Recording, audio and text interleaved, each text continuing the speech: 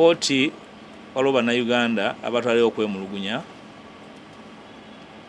nga bagamba nti Commission ya Parliament terina buyinza kusalawo ngeri yewa kasiimo abakozi baayo.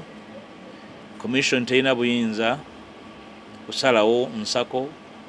Commission yakwatawo by'ensonga ezo yazikola mu bumenyi bw'amateeka, ate ne ba commissioners abaazirimu era baali munnakyekubiira kubanga baatula mu lukiiko olusalawo ensonga ebakwatako. Ensonga ezo kkooti ezisazeewo eggoye era neegamba nti olukiiko lwa Commission ya Parliament terwamenya tteeka lyonna oba ssemateeka oba amateeka gafuga Parliament. N'olwekyo tewaaliwo nsonga yonna yeekwasa ku bulyake oba kubuzaabuza nsimbi ya wa musolo. Eyo ensonga enkulu ebadde erunya bannayuganda omutwe, abamu bambi mu butamanya oba ne mu butiitiizi baduuka n'okulowooza nti oba oli awo abantu abafaanana nga nze basobola okugenda mu kyagi ky'eggwanga ne bajjamu kye baagala ne bakuuna nakyo mu bumenyi bw'amateeka. Waliwo n'abannanga nti lwaki wampita ow'ekitiibwa, bwe nali mpeereza kabaka mwali mu bivvulu, kati nange mbanenye nti mwali mukola birala nga nze ndi mukuweereza kabaka. Mbasalira omusango nti bwe nali ndi kabaka nga mpeereza kabaka nga muweereza nga neewaayo mu buvubuka bwange, obuvubuka obwammwe mwabikola mu bivvulu, nammwe mbasalira omusango.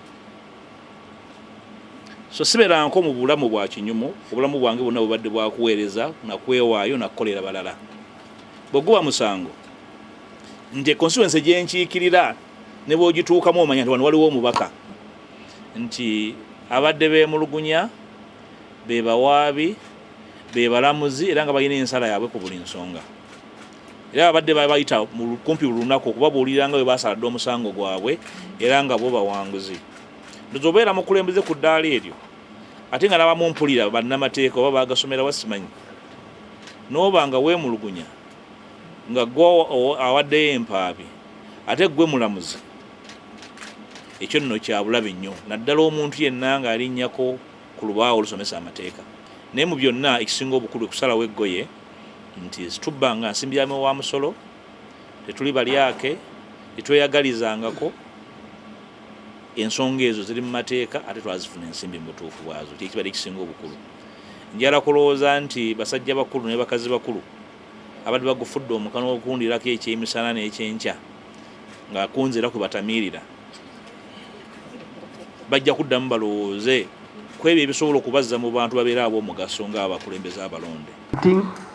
Special sitting to discuss, to debate the motion of the censure of the 4 commissioners of Parliament. And we are seeing in the media hype that a particular court has sat, and we are saying, and we are going on record, it has not erased off our motion. It is still standing. Our prayers are different from those raised in the ruling, and therefore it cannot be affected by the court ruling. Mr. Speaker, sir, may we know as petitioners when a notice is due to be issued so that we can prepare accordingly for that debate. I thank you.